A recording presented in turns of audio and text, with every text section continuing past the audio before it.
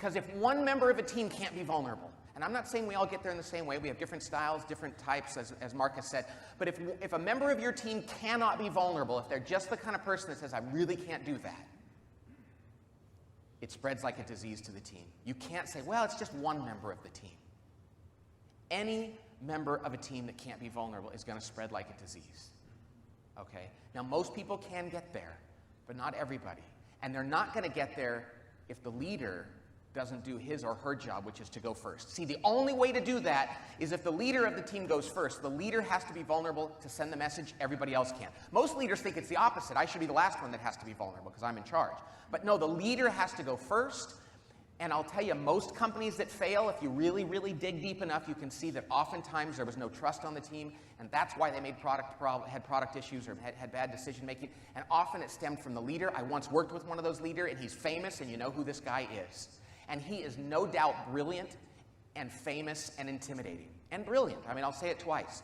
But when the company when I knew him, which failed because of him. Now, most people in the Wall Street Journal, when they wrote about this, most business school analysts will not look at that because they don't do that kind of forensic analysis. But I was in the backstage watching what was going on, and this guy really struggled. Here's how it looked like.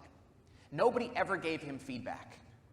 Nobody ever disagreed with him. You'd go to meetings, and he was just too famous, too brilliant, too intimidating. The people on his team were very deferential. Nobody would do anything. So the head of human resources, God bless her, went to him and said, listen, we have to do something to get people to open up to you. Right? And so they finally decided, and I don't always agree with this. I love what Marcus said. I don't think 360 is always the best way to go. But this was my first big client. And they said, we really want to do 360. We think it's the only way he's going to listen.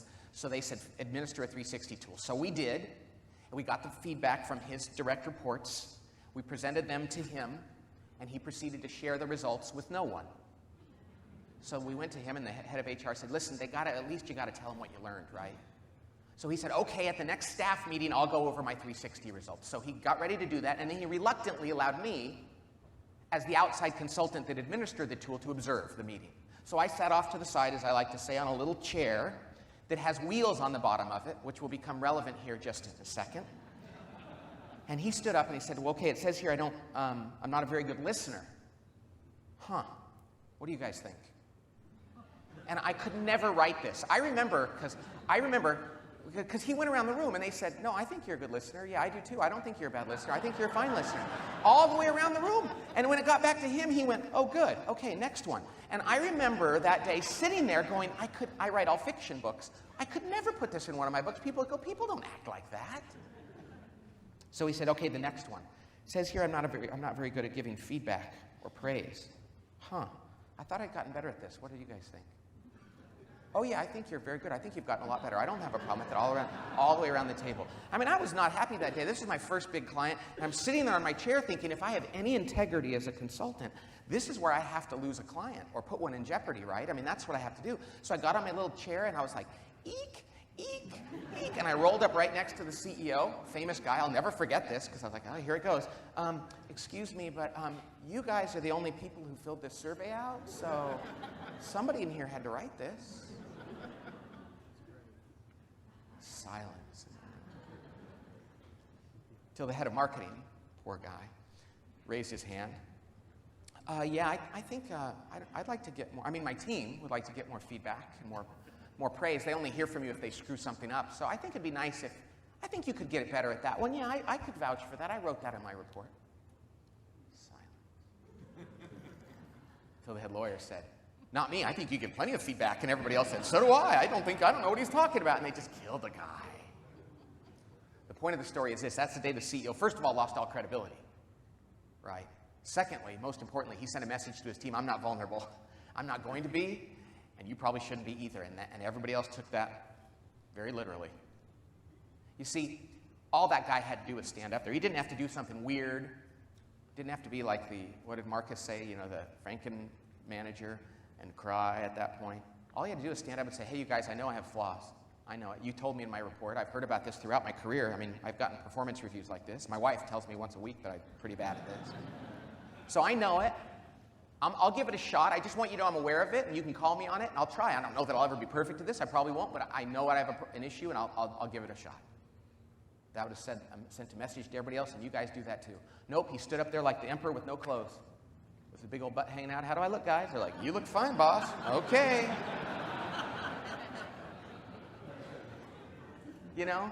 I mean, it's so simple, but we as leaders have to go be vulnerable first to say to our people, that's servant leadership. Putting yourself last, humbling yourself to share in your humanity, because we are, as they talk about Jesus, shared in his humanity, which he didn't have to do. We as leaders have to go first. To be a servant, we have to be vulnerable first. Put ourselves lower to inspire others to do the same for their people and for the team. Now, some leaders will say, but Pat, well, what about that old saying, don't let them see you sweat? You know that thing, well, I'm a leader. You know, I'm not supposed to be, I have to have it all together. Don't let them see you sweat. You've heard of that saying. You know, here's the deal. If you're a leader, people know you're sweating before you do. Because, you know, think about your leader. You know when they're sweaty before they do. That's why the best leaders are the ones that go, check this out. Because you're like, you know. I'm like, of course I know. I mean, how could I not know? Oh, you know what that does? It inspires trust. You can't trust somebody who doesn't know who they are and can't acknowledge who they are. You got to be that vulnerable. And other people will say, but Pat, you don't want to be too vulnerable as a leader. If you're too vulnerable, I mean, that's not a good thing. I used to think, yeah, you're probably right. Then I thought, you know, I don't think you can be too vulnerable. I don't think you can. I mean, I know if you come to work every day and you say, hey, I made a mistake. Oh, screwed that up too. Have no idea what I'm doing in this area. I don't think that's a vulnerability problem. That's a competence issue. And yes, your people have a right to demand that you're competent, but not perfect.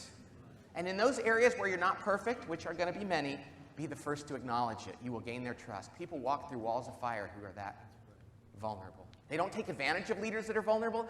They trust leaders that are vulnerable. But see, it's counterintuitive. We come out of the womb thinking, oh, don't let them see my weaknesses. The best leaders are the ones that go, if you want to kill me, this is the best place to put it. And people are like, oh, we won't let anybody put anything there.